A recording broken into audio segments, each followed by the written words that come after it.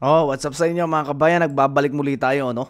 Bitin tayo dun sa kaninang video na in-upload natin. Kasi napakahaba kasi mga kabayan nitong ating pag-uusapan. Ay, but anyway mga kabayan, kita ninyo ha, ang mga nangyaring kaganapan dyan sa Senate, no? Akala ko nga mga kabayan dun sa live kanina ay walang attend na mga personalities na kabinete ni Bungit sa pinatawag na yan. At in fairness naman, no? Umattend mga kabayan itong mga pinatawag na to. Kasi siguro napangakuan mga kabayan na walang masasite in contempt. Kaya nagsi-attend mga kabayan. So anyway, i-play natin mga kabayan ng video na to na sinasabi ni General Bato, no? O ni Senator Bato na si Marbil mga kabayan, si PNP Chief Marbil ay liar, no? Kitang-kita naman. O play natin mga kabayan. So, who give the orders to have President Duterte transported to The Hague? Sino nagbigay sa'yo ng order? Sir, my order is to serve, the order that I received from the Chief of the Philippine National Police is to serve the warrant and ensure his delivery to the 250th Wing, to the team that will deliver him to The Hague. On the nuances of the higher authorities, I may not be privy to that information. Okay, hanggang doon lang sa 250. Sino nagpadala sa kanya sa aeroplano? Nagpasakay sa aeroplano? The order for me, sir, is to deliver him to the team that will deliver him to The Hague. And Sinong team na yun? Na-establish naman natin, sir, that it is done by the Interpol. Interpol. Sinong Interpol doon? Sinong Interpol doon? Si Ambassador Lacanilaw? Si Lacanilaw nag-order sa'yo na isakay sa aeroplano? Sir, I think we have already established. Yung order ko is for me to deliver him to the 250th Wing and deliver him to the team. Okay, nandun na siya sa 250th Wing. Ngayon, pinilit mo siyang ilabas. Nakita ko pa yung matanda, humawak sa lamisa. Ayaw siya magpadala sa'yo. Ayaw niyang sumakay sa aeroplano. Sino nag-order sa'yo na isakay siya sa aeroplano?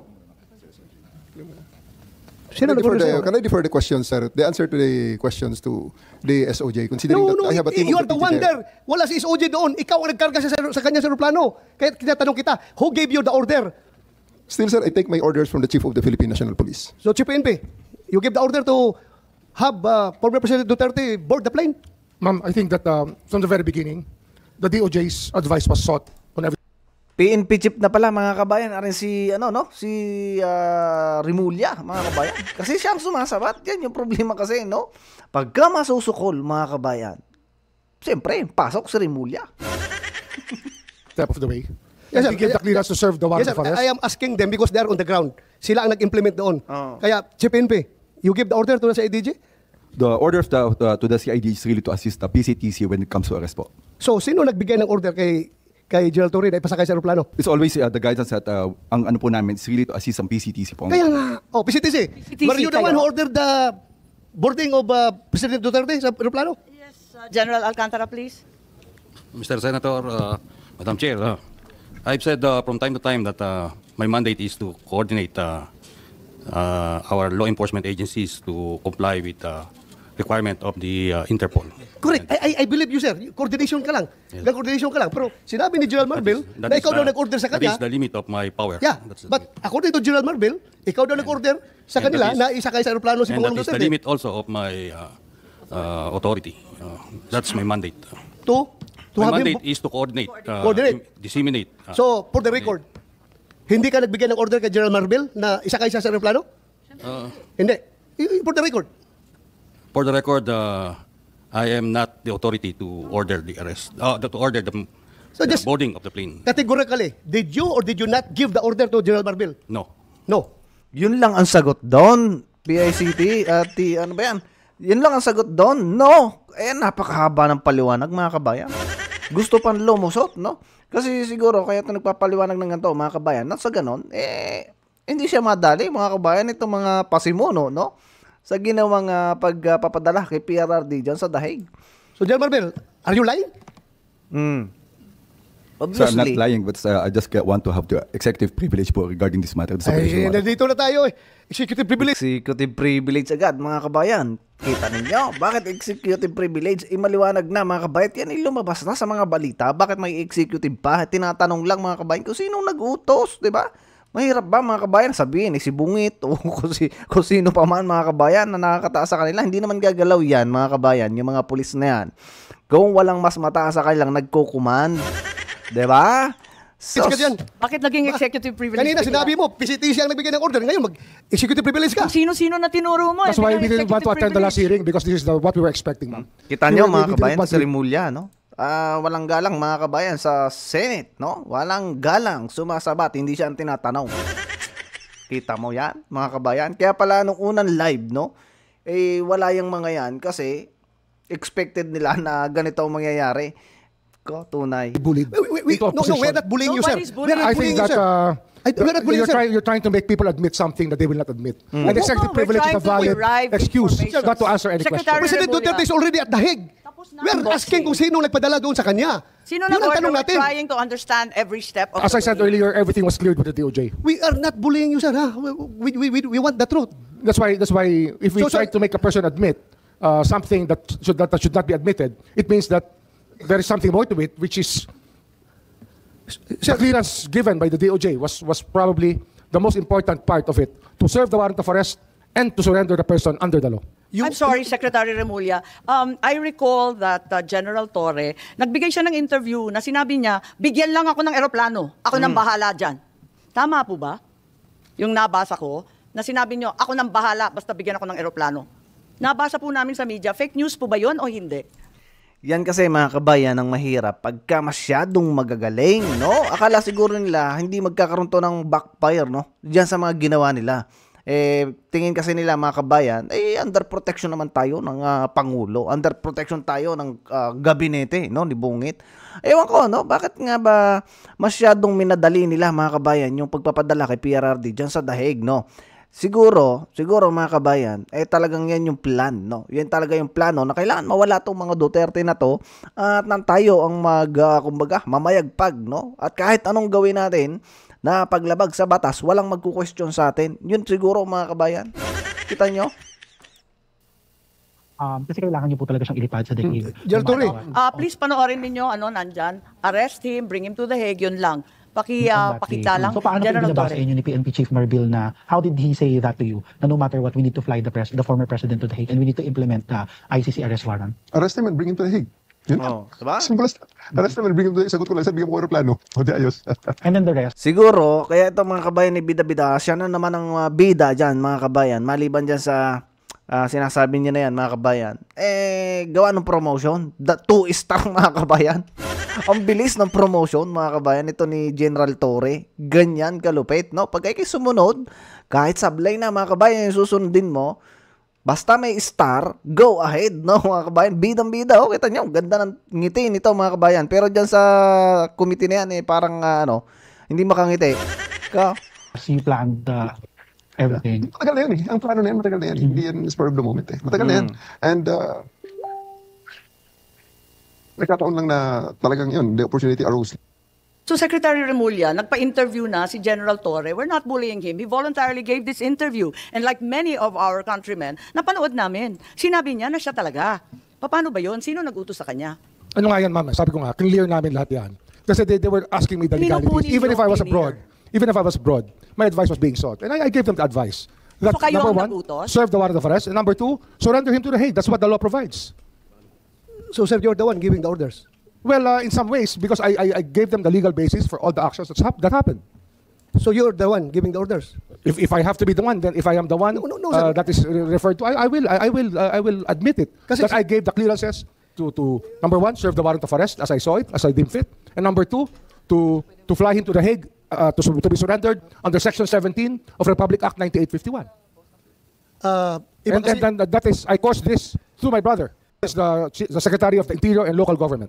Sir, giving orders is different from giving clearance. Laruin natin ito.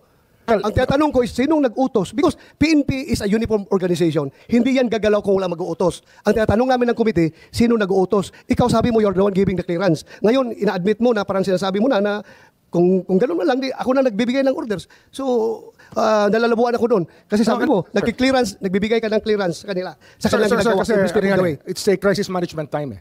Kailangan maklear lahat. Dapat malinaw mag-isip yung mga taong kasama sa Nasabihan usapan. mo na ahead of time. Na-clear na lahat yan. Tinatanong nila sa akin kung ano nga. Ang sinabi ko talaga dyan, number one, you can serve the warrant. And number two, Hague. Surrender him to the Hague under the law. That is what the law provides. So ang ibig sabihin, Bakit ito si Boying, mga kabayan, kumbaga mainit kay PRRD, no? Kasi pangitang-pangita dito, mga kabayan, na talagang merong violation na nangyari. Kahit yung si Lascuna, mga kabayan, nandyan din, no? Pinatawag din nila. Talagang meron, mga kabayan, violation. Ang problema kasi dito, mga kabayan, ayaw pa nilang aminin. Napakadali, mga kabayan, umamin dito na talagang nagkamali kami sa aming ginawa. So dapat mas kumbaga malilinawan yung mga Pilipino. So paano ngayon natin may babalikan dito ngayon, mga kabayan? Nandiyan nasa dahig na nga. nalaman na ninyo na may warrant bago pa umabot yung March 11, 3 a.m. na sinasabi. Hindi po. Nalaman may clearance ko, na unang-una, before sasabihin ko March sa inyo, 11. nalaman ko po na merong problema nung March 9, ako po yung nasa airport at sinasabi sa akin, mukhang may mga chismis na merong warrant. So balik tayo sa Pero chismis. chismis mo yun. Kung alam ko kung totoo yun, hindi na po ako lumipad. I would have stayed here.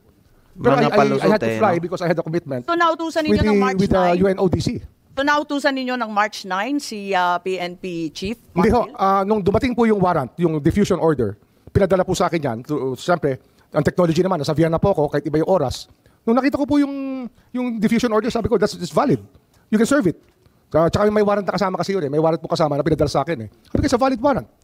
Akala ko yung diffusion hindi warrant. Bakit Hindi ba, may bumalik kasama na ko tayo sa warrant yun. unang usapin?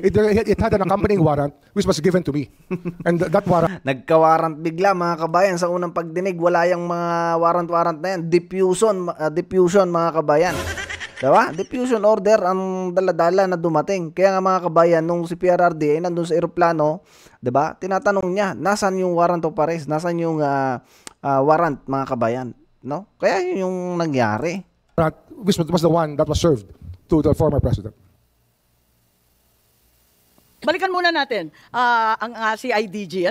Kasi sinabi nga dito sa interview na pinanood natin na alam na ninyo na meron kayong papel sa pag-aaresto. Masasabi ba ninyo na well-planned itong arrest? Kasi it was planned weeks in advance.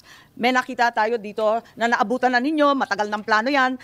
Pwede ba nating paliwanag itong statement po ninyo, anticipation? Kasi yan ang actually pagdating ko, may plano na. Anticipation ng warrant. Sabi ninyo pagdating nyo. So dumating kayo mga bandang September, meron na yan.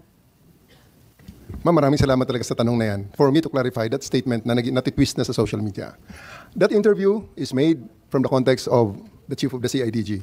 Isang part lamang ng PNP, maliit lang akong parte ng PNP, na may sariling mandato. Kaya tumatakbo sa akin, ma'am, yung crisis, palaging tumatakbo dyan, bilang operations officer, bilang commander, yung 4 P's of contingency planning. Predict, prevent, prepare, perform. Palaging may plano. Dahil nagbabasa ako ng dyaryo, ito may possibility na lalabas sa mga to. So, naghahanda ako na pag inutusan ako ng Chief PNP, hindi ako magsimula sa zero. So, it's not about anything, about sinister or anything, but it's just part of my job to plan for it. So, ano ang mga dapat pag may lumabas may mga wanted person, in-anticipate natin lang. Ang napakalupit lang, mga kabayan, bakit nga naman lang ito si General Torre lang ang nandyan, di ba? Ang dami, mga kabayan, general na pa pwede na, kumbaga, mapag-utusan. Bakit ito si General Torre lagi ang bida? Kita ninyo, mga kabayan, ha? Masyadong bida-bida, mga kabayan, ang ating magaling na general ng CIDG, no? Abay, ahead of time, mga kabayan, na pagplanuhan na. Contingency planning, mga kabayan, ng palusot. Lalabas ang So warrant. hindi pa dumarating yung diffusion notice no March 11, may plano ka na. Hindi ko po dinidinayan, ma'am. Part ng aking trabaho ang mag-prepare ng contingencies. Tama, Para hindi pag naman nautusan kita ako, nakaredy binibintang. po yan, ma'am. Meron kang interview, sinabi nga na January 2025, nagkumpuni ka na ng secret 80-page plan na ang tawag Operation Pursuit ng New York Times. Ang pagkaintindi natin, Oplan Tugis. Tama ba yun? Wala po akong sinabing ganyan, ma'am. Kung sino man ang source niyan, I'm not very sure about it. Lumabas sa lahat ng media, sa GMA, pati New York Times sinabi. Pwede po nating makita, ma'am, kung Hindi ko possible. alam. Yan lang ang nabasa ko, katulad ng marami. Operation Pursuit, tapos translate Oplan Tugis. Okay, may pangalan ba ako na Napakakapal. naging source, ma'am, kung pwede ko makita? Kasi until this point, gusto ko rin po, ma'am, maraming salamat sa pag-clarify nito. Gusto ko sana makita, ma'am, yung Ang pangalan ko sinabi, talaga. ang PNP, ang nagplano na ng isang Oplan Tugis. I'm just one of the... Napakahaba ng... Yun lang, ma'am. I'm just one of the 220... Unfortunately, I'm just one of the 220,000 policemen of the PNP right now. Kung sino source Napakalupit, sumagot ni General Torre, mga kabayan. Ano? nila, gusto ko sana nga makita, ma'am, na ang pangalan ko talaga is nandyan, na sinabi ko yan. Kasi na-attribute sa akin yan, ma'am, eh. Kaya I'm really thankful Yeah, at this opportunity to clear that Yes, Senator part Bato. ng news. Andyan, How about that PNP? Hindi kayo source yan? Yeah, sabi kasi si PNP Chief Marbil, inutusan si General Torre na ilalagay si Presidente Duterte under police custody as soon as the ICC issues the arrest warrant. Ma'am, wala po kaming ganyan at hindi ko po nakita yung Oplan Tugis na sinasabi niyo ngayon. So, ibig sabihin yung New York Times, lahat ng local media, sinungaling. Okay lang. I mean, sabihin lang natin, alin yung totoo, alin hindi, para maliwanagan kami. Madam Chair, mas naniniwala ako sa kanila pag sinabi nila yan kaysa dyan sa mga lumalabas na balita. Kapag sinabi nila na hindi silang source, naniniwala ako. Okay, paniwalaan natin. Tama naman. Paniwalaan natin. Yan yung sabi ni Senator Bato. Diba? Pero ako mga kabayan, hindi rin ako talaga kumpiyansado, no? Na hindi nila to sinabi. Yung pahayag na yan, no? Na January pa lang inapaghanda na. Eh noon pa man mga kabayan, naririnig-rinig na natin yung ICC na yan, diba? Yan yung mga pananakot mga kabayan, nung mga against, no? Lalo na sa atin mga kabayan, no? Lalo sa atin, yung mga nagko-comment dyan na ICC na, no? Sa ICC na, tayo naman mga kabayan, siyempre hindi tayo naniniwala. Kaya nang bumulaga to, abay talagang nakakagulat mga kabayan. Kasi naniniwala tayo sa sinasabi ng ating mahal na Pangulo, ng ating magaling na Pangulo pala mga kabayan, na si Bungit, na hindi na tayo part ng ICC. So wala nang jurisdiction ang ICC sa ating bansa. O tama mga kabayan, doon tayo naniniwala. So ito na nga ang nangyari. Grabe mga kabayan, hindi ako makapaniwala dito sa mga pasweldohin ng mga Pilipino. Ganyan sila harap-harapang magsinungaling, no? Napakarami. Kaya nga sinasabi dito ni ni Senator Bato na you are lying. Kita nyo, nagtuturuan na. Ito yung problema lang. Ito si Boying, laging nakasabat mga kabayan. Hindi siya yung tinatanong, hindi naman siya yung PNP chief na tinatanong, siya yung nasabat.